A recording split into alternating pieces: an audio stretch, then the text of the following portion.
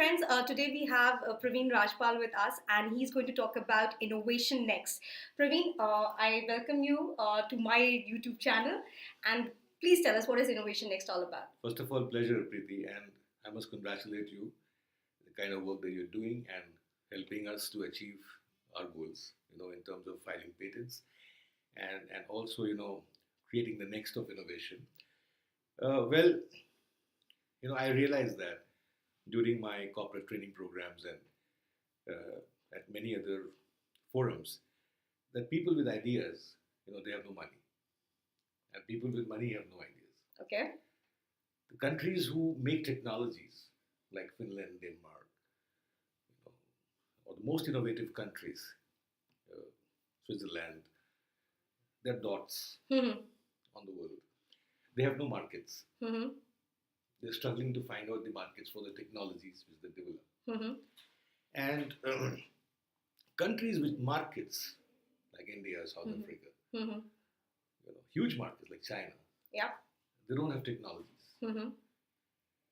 People with intellectual powers do not have the physical strength. Okay. And the people with physical strength, they somehow lack this capacity to, create some wonderful intellectual models of innovation. Okay. Although they're intellectually, mind power is very strong, but they're lacking in this knowledge. Okay. By that I don't mean that they cannot develop it, but they have somehow not got the experience of that. Okay. And well, that's been a great learning for me as I have gone to many countries over the last so many years and traveled extensively. People who can grow, countries that can grow food, have no oil. Okay.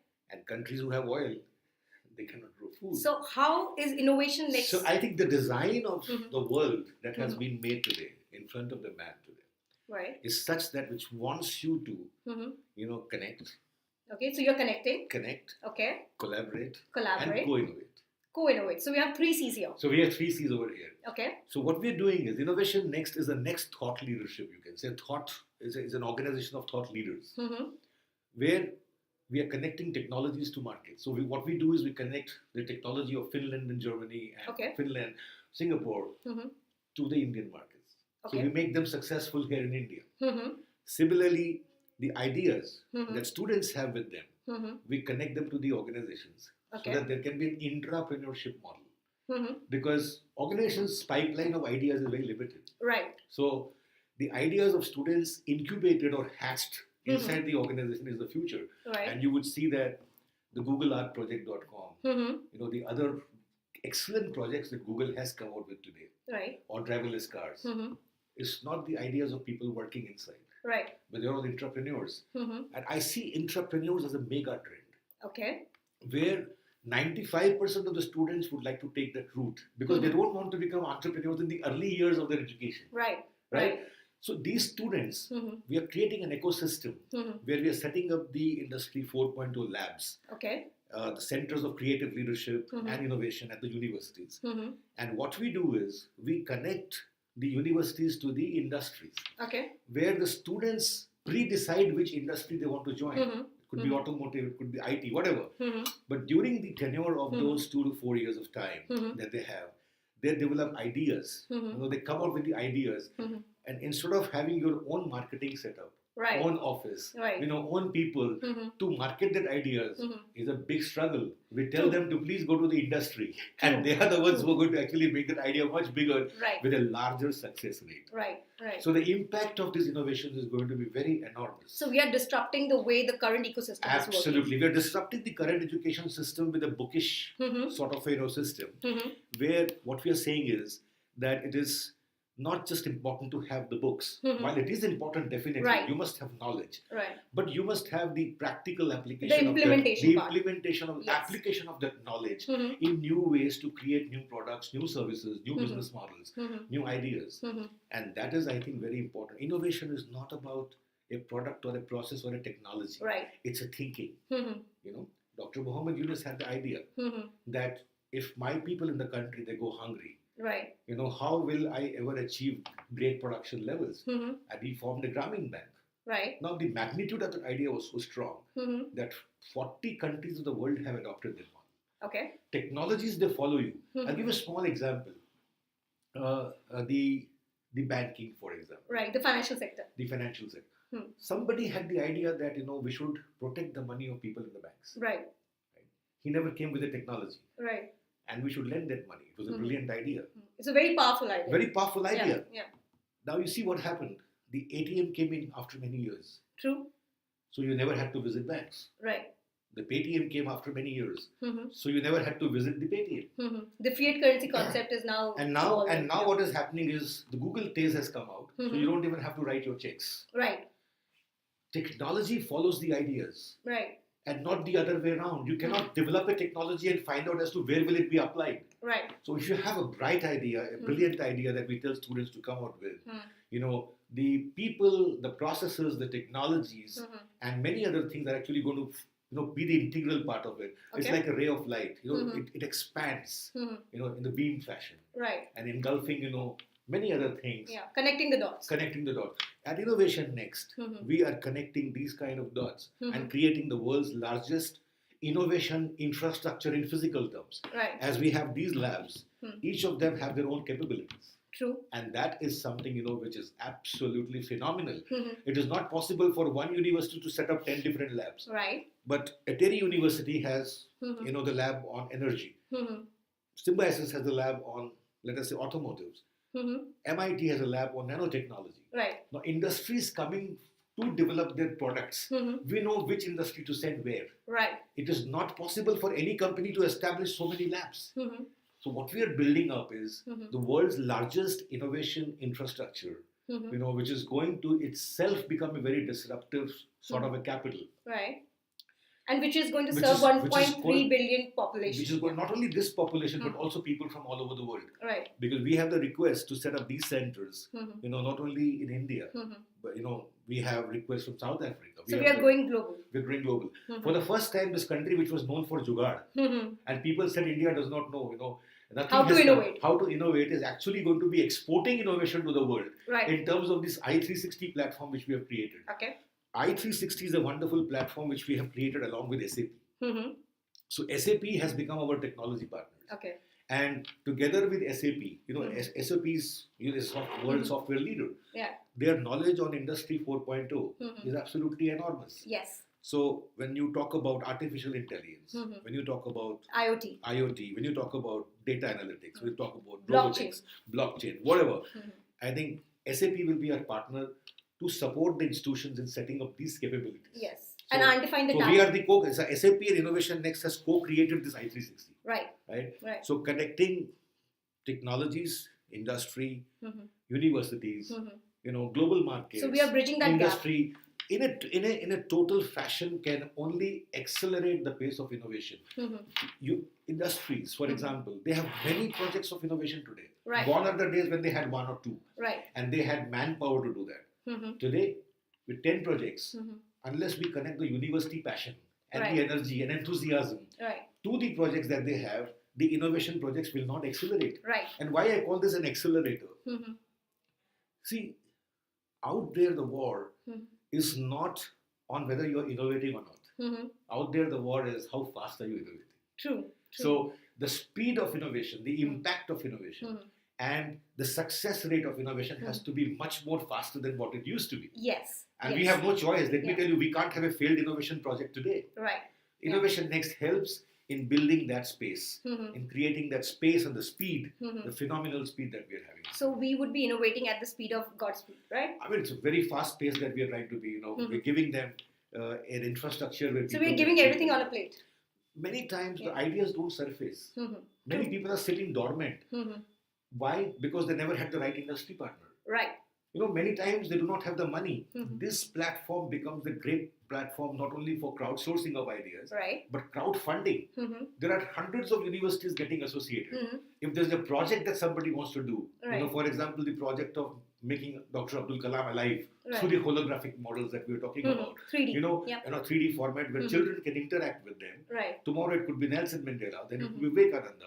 Right. We have Professor Prabhat doing a great job on that.